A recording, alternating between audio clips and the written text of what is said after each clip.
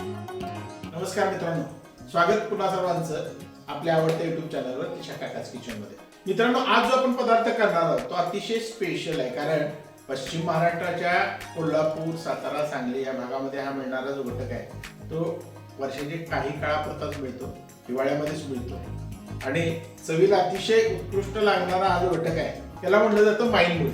हे माईनमुळे जे आहे ते हिवाळ्याच्या ठराविक दिवसांपुरतेच मिळतात, पण ह्याचं लोणचं जे आहे ते अतिशय चविष्ट लागतं. कोल्हापूर, सातारा, सांगली यासारख्या भागामध्ये जर तुम्ही आला तर प्रत्येकाच्या घरामध्ये या माईनमुळ्याच्या लोणच्याची एक बरणी तुम्हाला नक्की सापडेल. हे लोणचं कसं करायचं, हे लोणचं करत असताना कुठल्या कुठल्या गोष्टीची काळजी घ्यायची, हे लोणचं जास्त दिवस टिकावं म्हणून आपण काय करायचं, या सगळ्या गोष्टी आपण आज बघणार आहोत. चला तर मग बघूया हे सुरेख असं माईनमुळ्याच्या लोणच्याचं रेसिपी. या माईनमुळ्याच्या लोणच्यासाठी लागणारे जे साहित्य आहे ते आपण बघून घेऊ. इथे आपण माईनमुळे घेतलेले आहेत, अर्धा किलो माईनमुळे आहेत. त्या अर्धा किलो माईनमुळ्यांसाठी आपल्याला इथं 4 मोठे लिंबू घेतलेले आहेत, त्याचा रस लागेल. त्याच्याशिवाय हिंग 1 चमचा घेतलेला आहे, मोहरीची डाळ घेतलेली आहे आपण 2 चमचे, मीठ घेतलेलं आहे आपण 4 चमचे, हळद आपल्याला लागेल साधारण 1-2 चमचे, त्याच्यानंतर लाल तिखट पूड लागेल आपल्याला 3-4 चमचे आणि मोहरी लागेल. आणि त्याच्याशिवाय आपल्याला या लोणच्यासाठी तेल लागेल. इथं आपण 200 ग्रॅम तेल घेतलेलं आहे, मोहरीचं तेल घेतलेलं आहे. जनरली हे लोणचं जे आहे ते शेंगदाण्याच्या तेलामध्ये केलं जातं, पण लोणच्यासाठी मोहरीचं तेल मला चांगलं वाटतं म्हणून मी मोहरीचं तेल घेतलेलं आहे, 200 ग्रॅम मोहरीचं तेल घेतलं. आता आपण हे लोणचं करायला सुरुवात करू. त्यासाठी पहिल्यांदा आपण फोडणी करून घेणार आहोत. त्यासाठी आपण हे 200 ग्रॅम जे तेल घेतलेलं आहे ते सगळं तेल कढईमध्ये घ्यायचं आहे. तेल गरम झालेलं आहे, त्याच्यामध्ये आपण मोहरी घालून घेऊ आणि मोहरी चांगली तडतडली की आपण गॅस बंद करणार आहोत आणि हे तेल थोडं थंड होऊ द्यायचं आहे. आता याच्यामध्ये आपण मोहरी घातल्यानंतर तडतडल्यानंतर आपण बंद केलं होतं. आता याच्यामध्ये आपण हिंग घालून घेऊ. त्याच्यामध्ये आपण हळद घालणार आहोत, थोडी लाल तिखट पूड घालणार आहोत, थोडी मीठ घालणार आहोत आणि हे सगळं एकत्र मिसळून घ्यायचं आहे व्यवस्थित.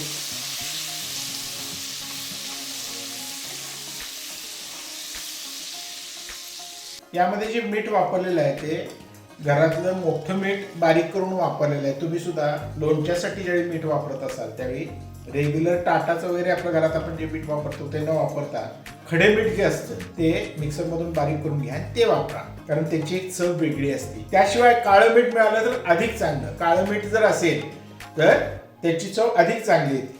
आता हे थंड झालेलं आहे चांगलं. याच्यामध्ये राहिलेली सगळी हळद आणि लाल तिखट पूड आपण घालून घेणार आहोत. आणि हे सगळं लाल तिखट पूड आणि हळद शेवटी घालण्याचं कारण एवढंच की जास्त तेल जर गरम असेल तर तिखट पूड आणि हळद जळण्याची शक्यता असते, करपण्याची शक्यता असते. त्यामुळे आपण तेल थोडं थंड झाल्यानंतर या फोडणीमध्ये आपण हे घालून घेणार आहोत. तेल थोडं कोमट असताना याच्यामध्ये घालायचं आहे. त्याच्यामध्ये आपण आता मोहरीची डाळ घालून घेऊ. मोहरीची डाळ याच्यामध्ये घातलेली आहे, हे सगळं मिक्स केलेलं आहे. आता सगळ्यात महत्त्वाचा घटक म्हणजे लिंबाचा रस आपण याच्यामध्ये घालायचा. आपण याच्यामध्ये आता 4 लिंबांचा रस हा पूर्ण पिळून घेणार आहोत.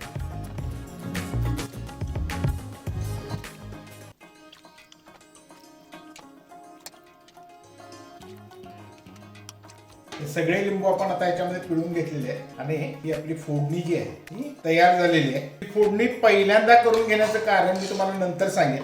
ही फोडणी आता तयार करून बाजूला ठेवायची आणि पुढच्या क्रियेला आपण सुरुवात करू. मित्रांनो, हे आपले जे माईनमुळे आहेत हे मातीतून काढलेले असल्यामुळे त्याला माती लागलेली असते, जमिनीतून आतून काढलेले असल्यामुळे याला माती असते. ही आपण पहिल्यांदा धुवून घ्यावी लागतात. पाण्यामध्ये हे व्यवस्थित धुवून घ्या पहिल्यांदा आणि धुतल्यानंतर या माईनमुळ्यांची वरची साल जी आहे ती आपल्याला या पद्धतीनं सुरी असेल किंवा एखादा चमचा असेल त्याच्या साह्यानं आपल्याला याच्यावरची सगळे घटक काढून घ्यायला लागतात. सगळी माती, त्याच्यावरची साल ही सगळी अगदी आरामात निघते, जास्त ताकद लावायला लागत नाही. काही काही वेळेला जर माईनमुळे तुमचे कोवळे असतील तर हातानं सुद्धा ती साल निघू शकते. या पद्धतीनं हा सगळा माईनमुळा वरची साल त्याची आपण काढून घेणार आहोत.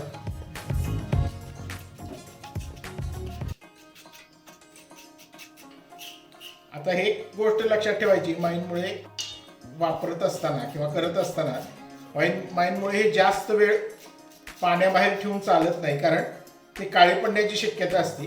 त्यामुळं दुसरं एखादं भांडं तयार ठेवा, त्याच्यामध्ये पाणी घेऊन, म्हणजे हे माईनमुळे साफ करून झाले की तुम्हाला झटकन त्या पाण्यामध्ये घालावे लागतील. तुम्ही जेवढे जास्त वेळ हे पाण्याबाहेर ठेवाल तेवढे ते काळे पडण्याची शक्यता असते. त्यामुळं या पद्धतीनं सगळी वरची साल त्याची काढून घ्या आणि हा या पद्धतीने सगळा मुळा स्वच्छ करून घ्यायचा आहे आणि बाजूला ठेवलेल्या पाण्यामध्ये ठेवून द्यायचा आहे. या पद्धतीने ह्याचे तुकडे करून ठेवले तरी चालेल.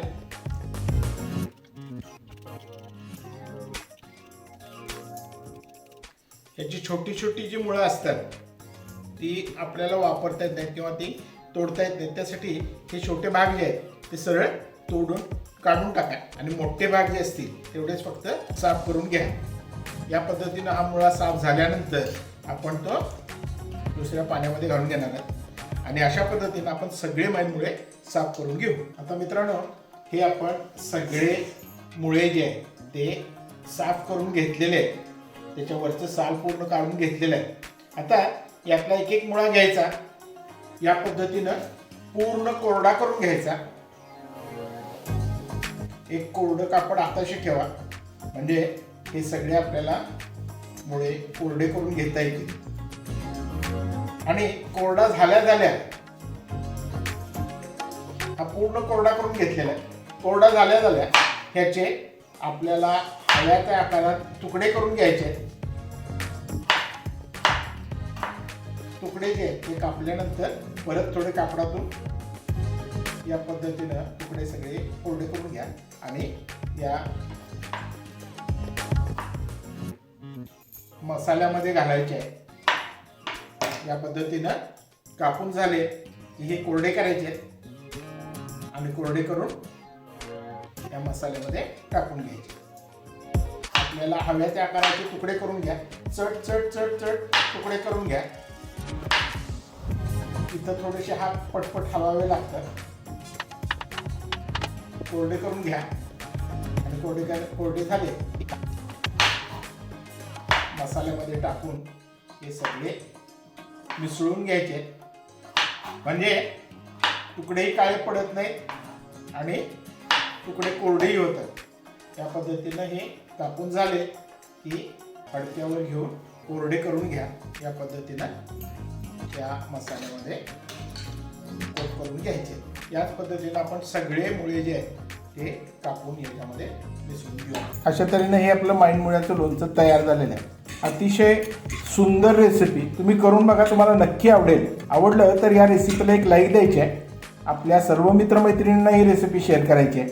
आणि आमच्या चॅनलवर नवीन असाल किंवा अजून आमच्या चॅनलला सबस्क्राईब केलं नसेल तर आमच्या चॅनलला सबस्क्राईब करायचं आहे. आणि खाली असलेला बेल आयकन मात्र दाबायला विसरू नका, कारण यासारख्या नवीन नवीन रेसिपी ज्या आम्ही वारंवार टाकत असतो ते आपल्याला चटकन बघता येते. हा आमचा व्हिडिओ शेवटपर्यंत बघितल्याबद्दल सर्वांचे धन्यवाद.